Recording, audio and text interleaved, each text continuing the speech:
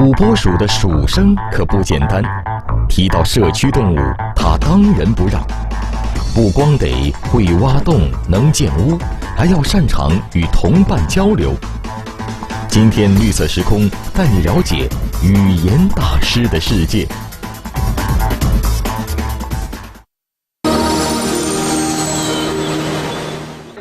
近日，从首届大熊猫保护国际会议上传来好消息。目前，我国大熊猫栖息地面积正在不断扩大，野生种群数量已经达到1864只，圈养种群数量达到422只，实现了种群的稳定增长。同日，2016年中国四川大熊猫国际生态旅游节分会场暨首届汶川大熊猫节在汶川县拉开帷幕。目前，汶川县已拥有野生大熊猫栖息地14.8万公顷，拥有野生大熊猫165只，种群数量位居世界第一。你好，欢迎收看绿色时空，我是李威。土拨鼠是一种分布在草原上的啮齿类动物，它长得呢有点像松鼠，还挺萌的。一提到它，我们可能第一个想到的就是它是打洞的好能手。但是不知道你有没有发现，这土拨鼠啊，它经常会发出一种叽叽喳喳的叫声。有人说呢，它发出的这种叫声是在传递一种信息。您觉得这种说法可信吗？现在呢，就有这样一伙人试图在证明土拨鼠拥有一种动物界内最复杂的语言。您觉得这事儿靠谱吗？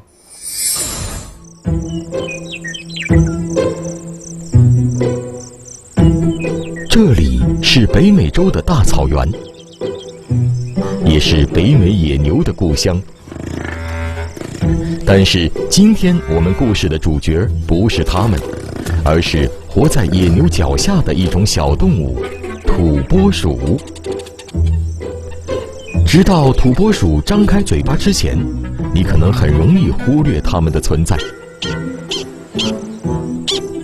这种动物身子虽然小，但嗓门十分大。那么它们说些什么呢？为了找到答案，科学家们设计了一套内容丰富的实验。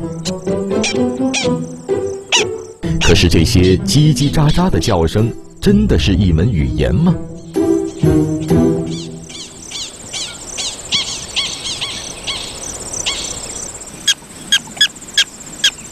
对于人类的耳朵，这只是没意义的声音，但对其他土拨鼠来说，这是愉快对话的一部分。当然，前提是你得相信这个人——康恩·斯洛波奇科夫。Prairie dogs have the most complex natural language that's been decoded so far. They have words for different predators. They have descriptive words for describing the individual features of predators. So it's a pretty complex language that has a lot of elements. 土拨鼠这种小小的动物，拥有复杂性仅次于人类的语言，这是康恩的一个大胆的看法。不过，如何转变大众对土拨鼠这种小啮齿类动物的成见？如何说服更多人相信土拨鼠是伟大的语言学家？对康恩来说是一项艰难的挑战。康恩认为，让人们了解他的观点，需要我们多了解土拨鼠的世界。土拨鼠的生活很复杂，如果你以为它们只是吃吃草，那就错了。每只土拨鼠都必须跟其他的土拨鼠分享空间。它们生活的大型社区被称为小镇。最大型的土拨鼠小镇能分布数十公里，它们挖掘的家园也为平原景观留下无数坑洞。住在一起的土拨鼠都拥有无懈可击的社交技巧。亲吻在土拨鼠小镇里十分常见，就像换名片一样互表身份。不过，作为一种神经质的动物，土拨鼠通常都对整座小镇的各种动静保持警戒。它们到底在担心什么呢？原来，土拨鼠不是唯一住在镇上的动物。常会有不速之客住进他们空出的洞穴。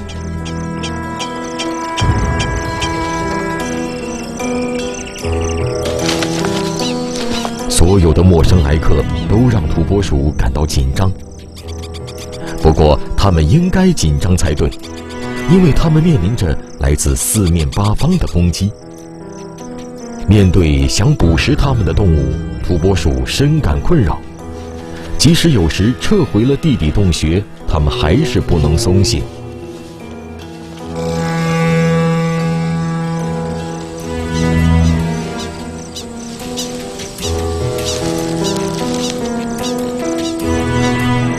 无论地上还是地下，对于土拨鼠哪里都不安全，因此它们练就了一身应付这些威胁的本领。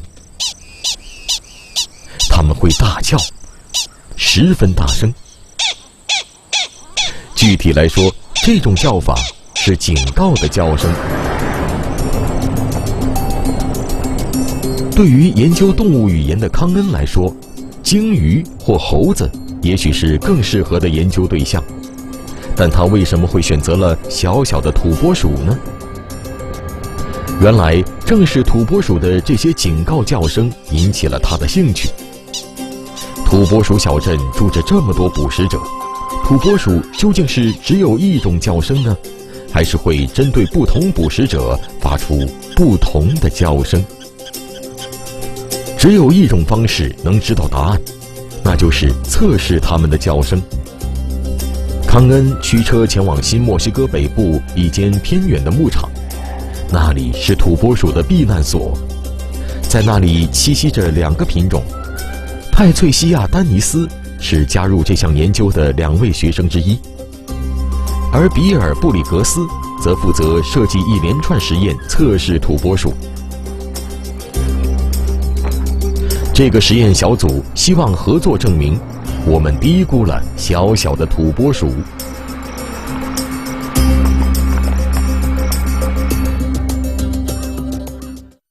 这些年幼的土拨鼠肩负着传扬土拨鼠好名声的重任，由他们来证明土拨鼠拥有语言。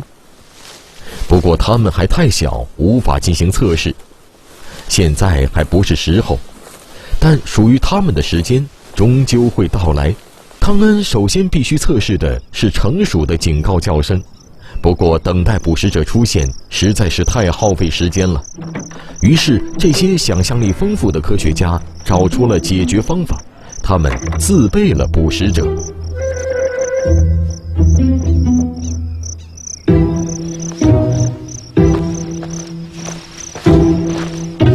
设置第一项实验的时候到了。在比尔还没找出适当地点时，必须隐藏好捕食者模型。几只土拨鼠已经有点警戒了。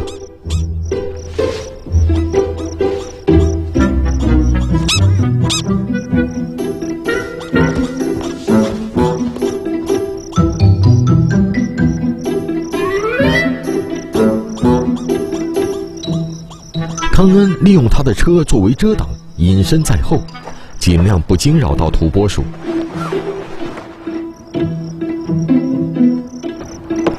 捕食者现身了，这是一只没有四肢的塑料土狼。对于土拨鼠，它已经足够逼真。一只土拨鼠发出了叫声。What's really wonderful about this is that other individuals are chiming in just in response to the vocalization. So they don't even have to see the stimulus in order to know that this is a coyote, and they start yelling. 录下的每种叫声，随后由康恩进行分析。We can hear the difference in the calls between the different predators, but that's not really enough for us. What we really need is some sort of analytical tools for measuring what the frequency and time elements in the call are. And so this software here allows us to do this. This is an alarm call elicited for a coyote, and we can hear that it has a series of rhythmic chirps. Let me stop it at this point. We think that each prairie dog has its own individual, unique tonal qualities, just like humans have different voices and different voice prints. But even though each individual prairie dog might differ, all the prairie dogs have a common call for a coyote, even within those individual voice print differences. So we think that when a prairie dog is calling for a coyote, they probably know who the individual prairie dog is that's calling, just the same way that we can on the telephone hear somebody's voice and immediately recognize it as a person that we know. 现在，比尔和派翠西亚正在着手准备第二项实验。We got this badger off of eBay, and he was a completely prepared skin, except he didn't have any stuffing inside of him. So actually what we're doing now is we're placing stuffing in him to give him shape. Like most Americans, when I first knew about prairie dogs, I didn't know much about them. I thought they were just rodents, bottom line. Now I've learned that after, thousands of years of evolution, they're an incredibly complex social animal. And every day I work with them, I learn more and more and more and realize how little I actually know about them, especially in their communication and social interactions.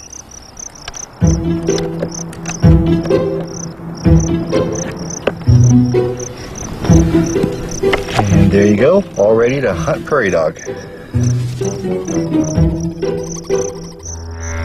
第二项实验，一切准备就绪。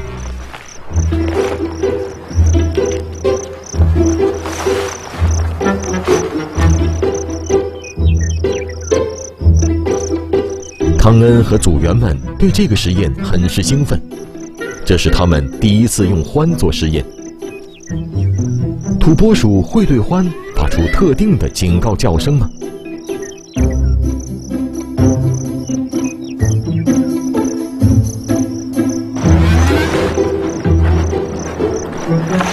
獾现身了。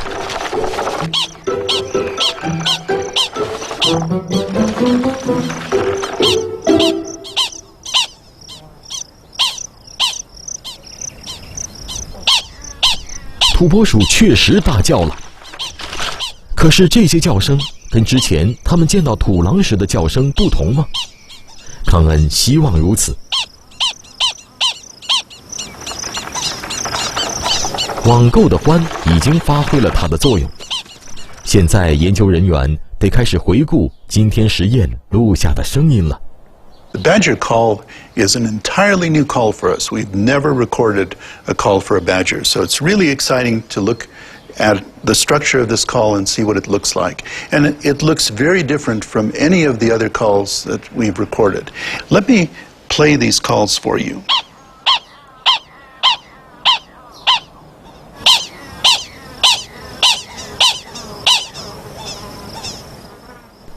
对康恩专业的耳朵和眼睛来说，土拨鼠的叫声是有差别的，不仅是叫声本身，还有声音图解的形状。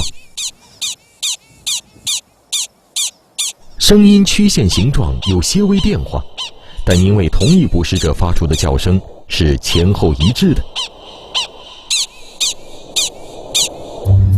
为了更好地说服质疑者，康恩安排了另一项实验。在康恩30多年的研究生涯中，他发现土拨鼠对不同的捕食者有不同的反应。土拨鼠对土狼和獾的警告叫声确实不同，那么对一群土拨鼠播放2种叫声，应该就会产生不同反应。比尔的大型扩音器准备好了，首先发出的是土拨鼠对土狼发出的警告叫声。土拨鼠立刻有了反应。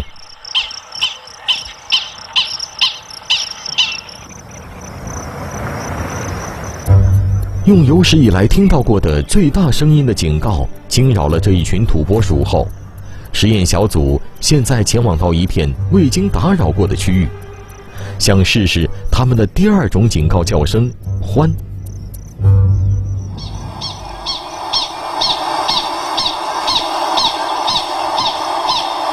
土拨鼠们的反应非常不同。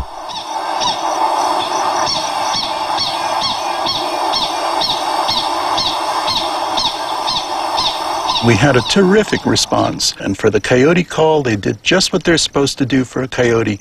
They ran to the burrows and stood at the lip of the burrows and watched.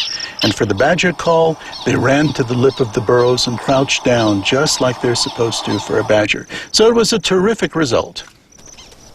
土拨鼠确实对不同捕食者采取了不同的策略。土狼会出其不意地猎捕，所以土拨鼠坐直和随时观察是最安全的反应方式。獾是捕食者界的挖土机，它们会直接挖进土拨鼠洞穴。这时候蹲伏能避免让獾选上你的洞穴，这对土拨鼠来说是一种极佳的藏身之道。康恩和他的实验小组用2次实验向我们证明了土拨鼠面对不同的捕食者会发出不同的声音，这也许能够证明土拨鼠的叫声有一定的意义。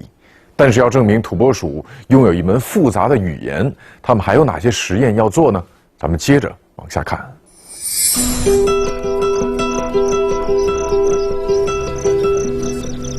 对实验小组来说，这是有收获的一天。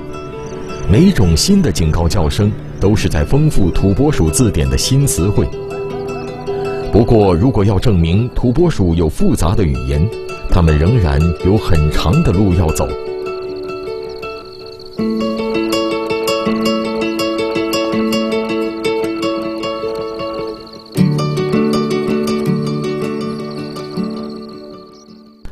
隔天早上，康恩和实验小组将要进行一项新的测试，一个截然不同的测试。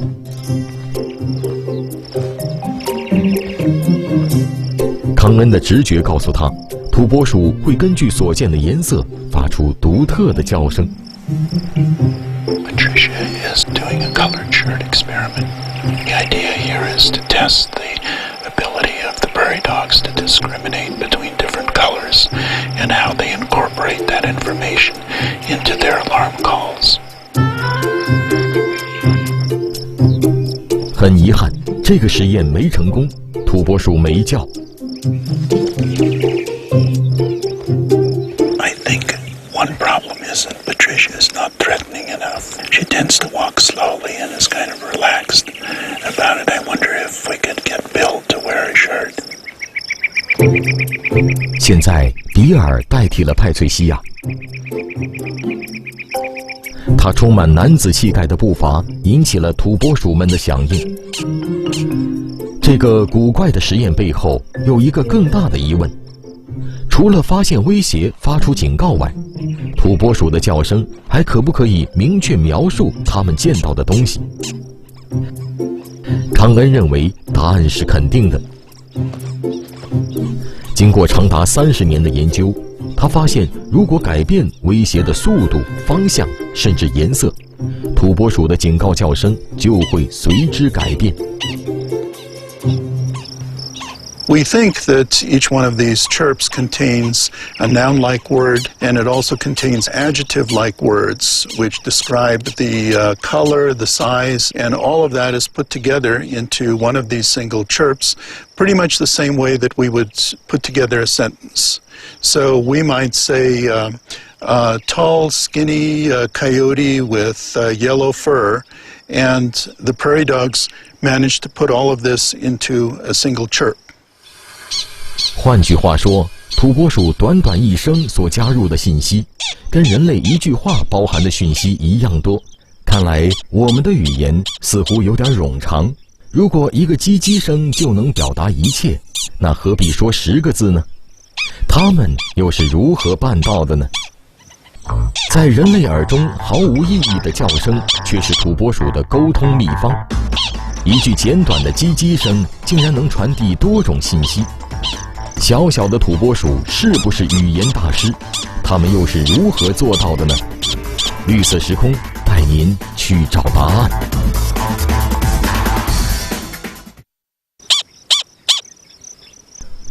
土拨鼠是如何能把众多信息包含进短短的一声警报中呢？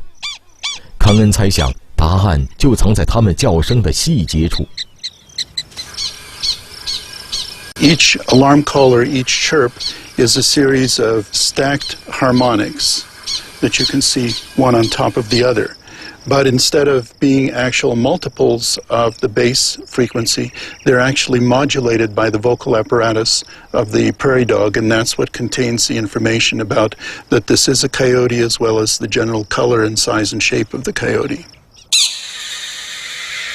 所以，土拨鼠可以通过改变每个谐波来精细地调整它们叫唤的意义。这种紧凑的压缩信息的方法令人惊叹。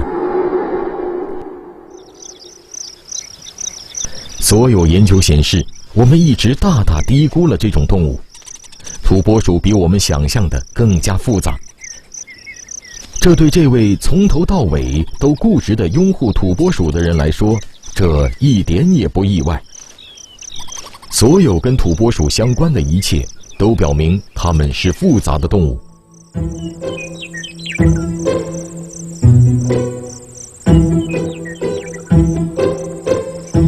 它们的家也不例外。This is a prairie dog hole. It is part of an elaborate burrow system that is underground. The hole goes down maybe about between 1 and 3 meters, and then the entire burrow system stretches out for anywhere between 3 and 5 meters with a fairly elaborate structure. There's a bathroom chamber where they pee and poop, and there's a nest chamber where they sleep.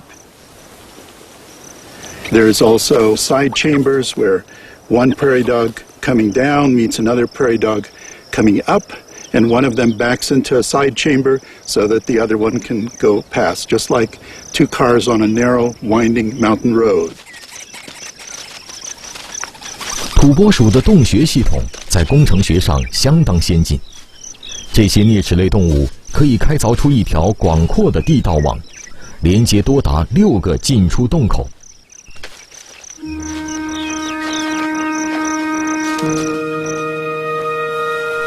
在地底深处住着春天才出生的小土拨鼠，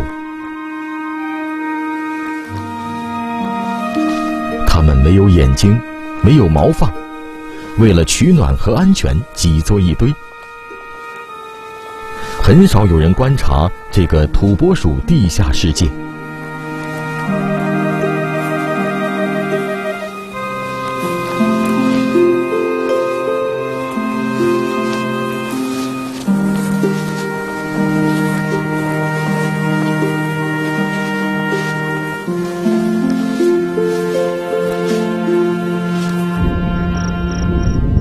幼鼠需要5周时间才能离开它们的育婴室。当那一刻来临，康恩就会来研究它们的叫声。幼鼠的叫声对他的研究很关键。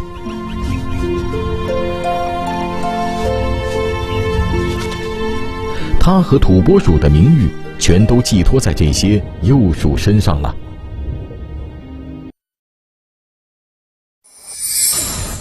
现在我们看到，康恩已经证明了土拨鼠的叫声有一些特定的含义。接下来呢，他还会通过各种实验来证明，土拨鼠拥有动物界当中最复杂的语言系统，是当之无愧的语言大师。好，想了解更多的节目内容，请关注我们的官方网站农视网、农视网的官方微博、微信，还有移动客户端。当然，你也可以通过央视网查询浏览。感谢收看《绿色时空》，我们下期再见。